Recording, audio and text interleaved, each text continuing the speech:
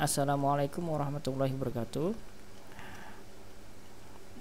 Video ini adalah video lanjutan dari part sebelumnya, di mana pada part 3 itu kita membahas bagaimana penggunaan allow address pada user di MikroTik.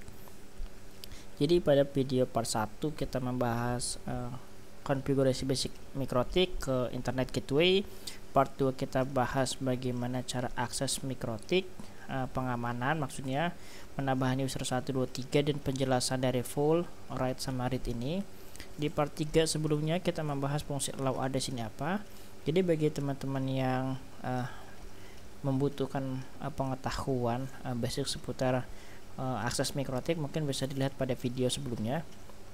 Dan mohon maaf untuk durasi video mungkin agak panjang dan banyak kata-kata yang enggak tersusun rapi, dikarenakan memang saya rekam langsung saya upload ya, jadi tidak ada proses editing. Jadi sekali lagi mohon maaf jika ada kata-kata yang kurang tertata rapi.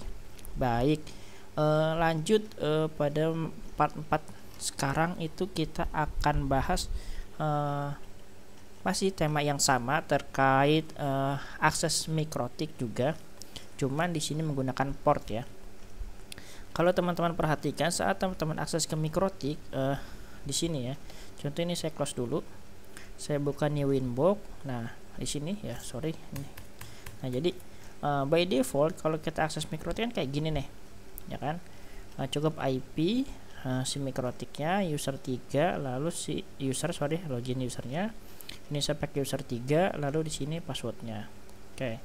Kalau teman-teman perhatikan di MikroTik itu ada fitur yang namanya port juga, identifikasi port dengan IP service.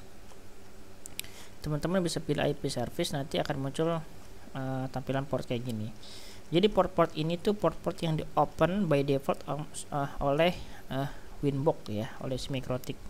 Jadi teman-teman kalau untuk sisi keamanan dan ingin lebih aman MikroTiknya, maksimalkan itu port yang dipakai itu dimatiin atau nggak usah digunain, atau kalau memang teman-teman mau gunain itu portnya di custom.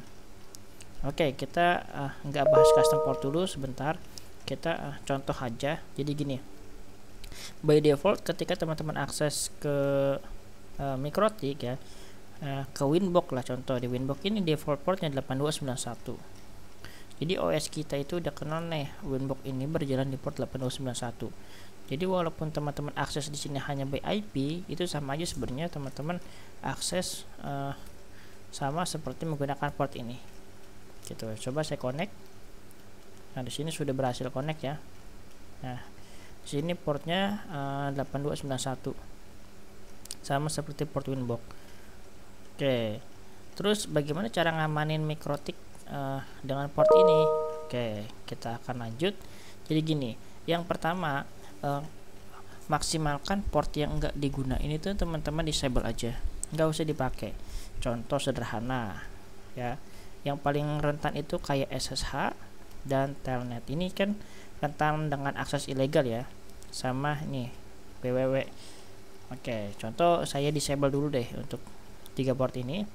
Nah, untuk yang ini API, FTP, API-SSL ini kondisional ya. API ini biasanya kan untuk ranah programming yang akan inject data atau ngambil data atau input data tuh ke router OS kita. Sementara sih karena untuk ranah pembelajaran baiknya di disable aja dulu semua. Oke. Nah, di sini udah saya disable. Oh iya, untuk yang www saya enable dulu untuk compare aja ya. Jadi gini, www gimana sih maksudnya ini Mas? Oke, untuk www ini kita bisa akses dia via web.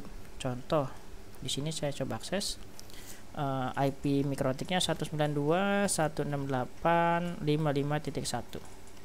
Nah, ini kan dengan kayak gini aja, sama aja seperti kita akses pakai port 80, tapi nggak perlu lah.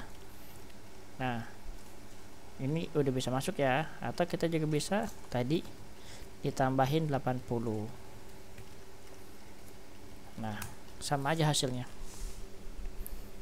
Oke, terus loginnya, contoh tadi saya login pakai user 3 lah contoh. Ini passwordnya.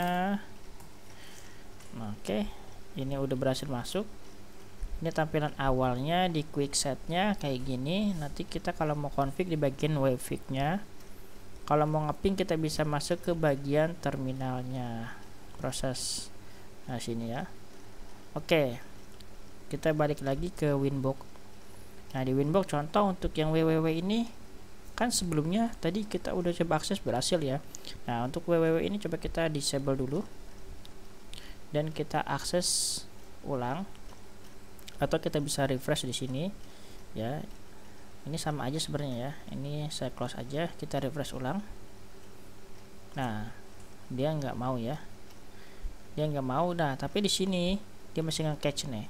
Nah setelah kita reload lagi dia nggak bisa. Coba kita akses dari awal ulang lagi 192.168.55.1, dan ini harusnya dia nggak mau masuk. Kenapa nggak mau? Karena tadi port yang 80, port defaultnya si HTTP ini kita disable. Jadi dari MikroTik itu nggak ngizinin akses via HTTP gitu. Kalau teman-teman lihat di sini di bagian log, di sini ada ya. Oke, login failure via web. Kenapa dia failure ya? Karena memang akses via webnya kita tutup. Kalau memang teman-teman dirasa saya butuh nih akses via web, gimana ya caranya ya? Teman-teman bisa melakukan custom port. Dengan cara gimana? Teman-teman enable dulu, double klik, contoh customnya ke port berapa, misalnya 90 ya, atau 9595 lah, ini buat contoh aja. Nah untuk pemahaman masalah port ini itu teman-teman bisa cari di Google, banyak kok. Ada namanya register port, ada well known port, ada namanya unregistered port gitu. Totalnya port itu dari 0 sampai 65.000 kalau nggak salah. Mohon dikoreksi kalau saya salah. Jadi nanti teman-teman bisa pakai port yang puluhan ribu aja biar gampang. Misalnya 10.000 ke atas lah gitu. Karena dia sampai 65.000. Oke, ini secontoh aja portnya 9595. Saya coba akses lagi. Ya, saya reload. Nah, ini kan nggak bisa masih nih. Masih nggak bisa ya. Saya tambahin port yang tadi udah saya custom 9595, enter. Nah dia masuk ya, dia bisa masuk. Kita login pakai user tadi yang udah kita buat, user 3. Ini read ya, untuk teman-teman yang mungkin ketinggalan, nanti teman-teman bisa lihat dari video part satunya. Nah dia udah bisa. Oke, jadi kurang lebih kayak gitu. Jadi kalau memang teman-teman butuh untuk akses via web, teman-teman tinggal custom aja. Kalau memang masih butuh, tapi kalau nggak butuh bisa di disable aja untuk meminimalisir terjadinya akses ilegal. Baik, untuk yang Winbox gimana? Kalau untuk Winbox sama aja sih ya skemanya. Jadi defaultnya kan 8291, ini tanpa kita tambahin pun ketika akses di sini dia akan kebaca tetap 8291. Tapi kalau portnya kita custom, contoh saya custom portnya di sini kan 9595 ya. Saya custom di sini jadinya 90 aja lah biar gampang diingat. Apply, oke. Saya coba new Winbox lagi. Di sini saya akses tanpa port, enter. Nah ini nggak bisa ya, dia nggak bisa. Kita coba cek di lognya. Di lognya ini pasti ada alert juga harusnya. Oh di sini dia ada change IP. Oke. Nah di sini dia nggak bisa, gagal. Coba kalau kita akses via 9595 buat ngeliat. Sorry, tadi berapa? 90 ya. Nah di sini bisa ya. Nah sini user 3, IP-nya via ini, IP-nya via ini aksesnya. Jadi gimana kalau akses user 1 ya sama aja. Jadi sebenarnya yang kita limit itu akses via IP-nya pakai port ya. Karena defaultnya ini kan dia aksesnya pakai port nih harusnya. Nah sini. Oke, kalau akses tanpa port, seandainya contoh dalam kasus ada si user ini udah ketahuan nih jebol, terus passwordnya juga udah tahu, IP routernya udah tahu, tapi in case ternyata si yang bobot itu dia nggak tahu port aksesnya, dia langsung login pun nggak akan bisa masuk. Jadi bahasa simpelnya tuh port ini tuh dia bisa double checking lah. Ini kalau teman-teman nggak pakai ini ya, teman-teman nggak pakai allow IP. Jadi kalau urutannya tuh pertama kan login itu kan pakai username password ya, itu cek pertama. Nah kalau teman-teman ada fitur tambahan seperti allow address, berarti udah checking kedua. Terus kalau teman-teman tambahin custom port lagi, berarti checking ketiga. Jadi teman-teman punya triple security lah. Jadi ada 3 layer keamanan yang harus ditembus dulu untuk masuk ke MikroTik kalian. Nah untuk usernya udah, contoh ini saya cancel aja, saya masuk pakai port 9090. Nah baru bisa masuk ya. Oke, ini kayaknya port 9090 saya disable aja, saya ganti pakai port default, takutnya saya lupa ya. Masuk ke service. Nah ini saya ganti aja pakai 8291 lagi, khawatir nanti saya lupa malah pusing sendiri saya reset lagi ntar malah.